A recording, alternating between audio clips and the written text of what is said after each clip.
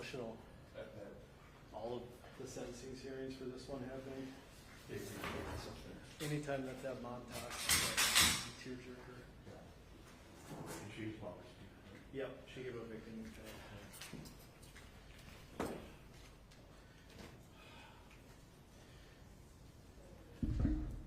Hey Lou, Yep. there's a roll of gaffer tape in my wagon. Can you get that out?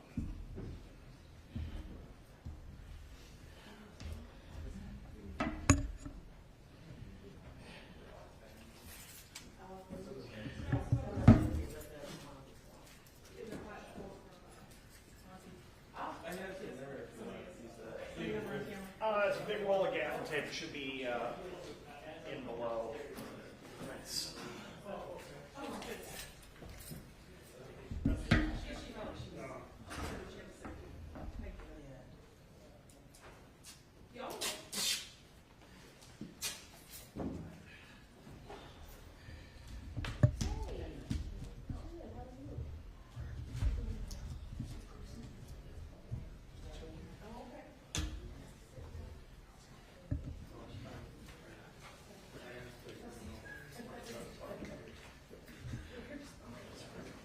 Guy here today.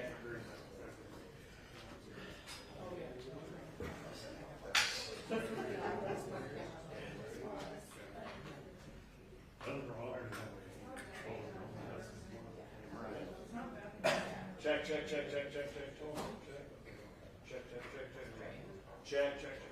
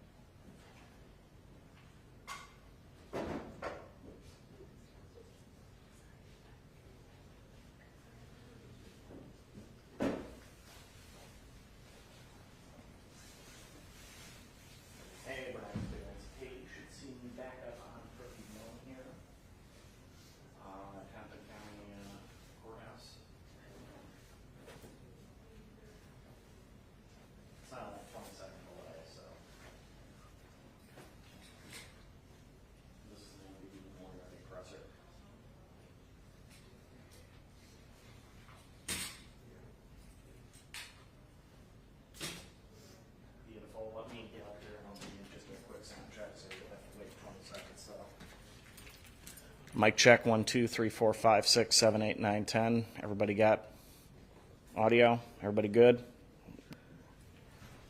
should be getting audio on channel 1 with everything.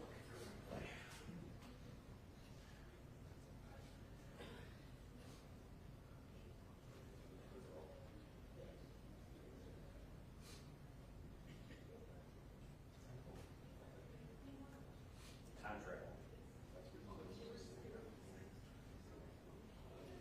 Okay, cool. We'll be ready. Bye.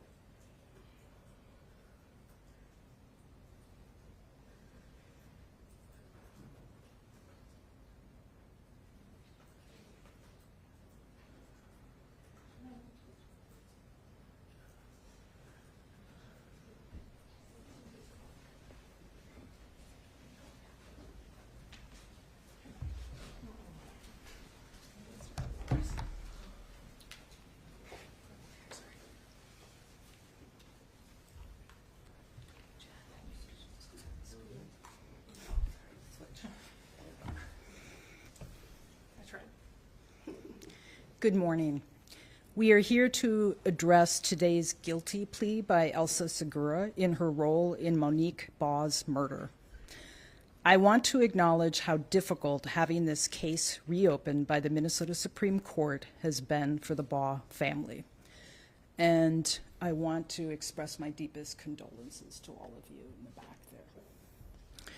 Part of our team's reasoning for settling this case without trial is to prevent that from happening again, while obtaining a sentence that reflects Ms. Segura's role in this absolutely horrific crime. On New Year's Eve 2019, Minneapolis realtor Monique Baugh had what she thought was a routine home showing for a property in Maple Grove. Elsa Segura had been calling and texting her using a different name, expressing interest in viewing a home for sale. But Elsa Segura wasn't interested in buying the house. What was supposed to be a quick showing before ringing in the new year quickly took a turn for the worst. Segura was one of 5 people involved in a larger plan to kidnap Ms. Baugh. They abducted her and confined her in the cargo hold of a moving truck. They drove Ms. Baugh to her home and used her house key to enter and shoot her boyfriend multiple times in the presence of their 2 little girls. Ms. Baugh's boyfriend was seriously injured but survived and managed to call for help. About an hour later, Monique Baugh was found with 3 gunshot wounds in an alley near her home. 5 people were charged in connection with her murder. In 2021, a jury convicted Ms. Segura on various aiding and abetting theories, and the judge sentenced her to life without the possibility of parole. On January 31st, 2024, the Minnesota Supreme Court remanded, or essentially returned, her case to Hennepin County because they said there was insufficient evidence to support the aiding and abetting premeditated murder convictions. Her other convictions, kidnapping and felony murder, were returned to Hennepin County because of erroneous jury instructions. Today, Ms. Segura pled guilty to kidnapping, and the judge sentenced her to 240 months in prison. The presumptive guideline sentence for kidnapping is actually 86 months.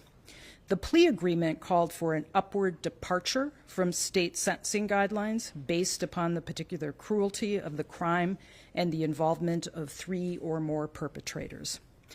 Of the other co-defendants involved in Ms. Baugh's murder, 2 are in prison serving life sentences without hope of parole. 1 served probation, and the 5th person is awaiting a retrial. He has an appearance later this week.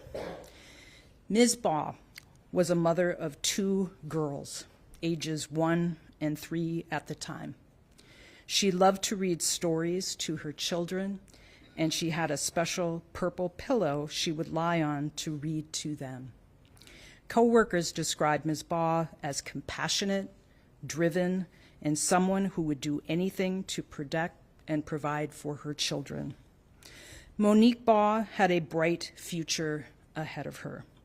Now her loved ones will never get to experience Ms. Baugh's wonderful sense of humor again. Ms. Baugh's children, who lost their mother so young, will grow up without memories of their mother that they can call their own. This is an incredibly sad tragedy that absolutely did not have to happen, and my heart is with Ms. Baugh's family and loved ones.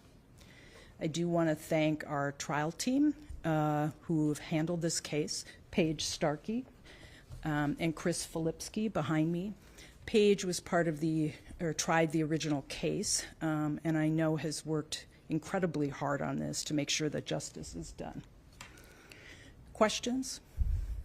Regarding the aiding and abetting premeditated murder ruling, can you explain what exactly that means that the Supreme Court says and how that affected this case and potentially other cases?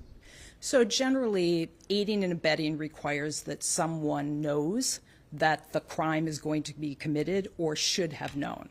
So in other words, you know that there's going to be a murder or you should have known. And the Supreme Court felt that we had not presented enough evidence to convince them that there were no other alternative theories. In other words, could she have thought something else was going on here? And in fact, I think they specifically said it could have been some less serious crime. She, I think, claimed that she thought it was about drugs.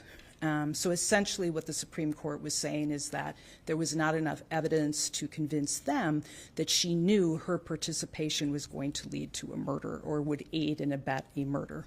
So then for the Wiggins case, even though they made the same kind of ruling, the facts of what's going on in his mind might be different than what were going on in her mind? Is that Absolutely. Okay. Absolutely. So- yes. So It's very... what's going to happen with this? Yeah, explain that and then what's going to happen with this. It's very fact specific. In fact, we believe that Wiggins was the mastermind here, and we will proceed to trial if we need to on that case, because we believe that he masterminded this entire thing, even though he did not fire the shots that killed Ms. Baugh. How about Barry and Davis? Will that affect our cases at all? They are both, Paige, I'm going to have Paige Starkey answer that. They're both. Barry and Davis have appealed. Their convictions have been upheld by the Minnesota Supreme Court. I should also say, I said at the beginning that it was very difficult, I know, for the family to have this reopened. Anytime there's a trial, there's probably going to be an appeal. But when someone pleads guilty, there can be an appeal, but people are very unlikely to prevail. So we would consider this the end of Ms. Segura's case. One more big picture Yep. question. So moving forward with future cases where there ends up being a murder, will this ruling potentially prevent you from charging based on the ultimate results? We always look at each case individually, and in each case there are different facts that may or may not support an aiding and abetting theory. I don't think it'll change our approach other than to analyze the individual facts to see if we think that fits what the Supreme Court is looking for. But we will always look at each individual case because each case is unique and it has its own facts. Thank you. I have one last question. I heard there were 4 people involved here. Who's the 5th? So there was a woman. Do you want to go? So the fifth person whose sentence ultimately was probation was Shantae Barry, Cedric Barry's wife, and Barry Davis's sister. And so she was convicted of aiding an offender for her role in assisting with parts of kind of the cover-up and lying to investigators. Thank you.